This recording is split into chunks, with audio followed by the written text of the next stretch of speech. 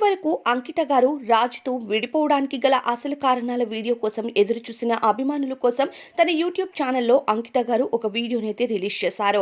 రాజ్ తనతో పెళ్లికి ముందు ఎలా ఉన్నారు, పెళ్లి తరువాత ఏం జరిగిందో అనే విషయాల్ని ఇండైరెక్ట్‌గా తెలియజేశారు.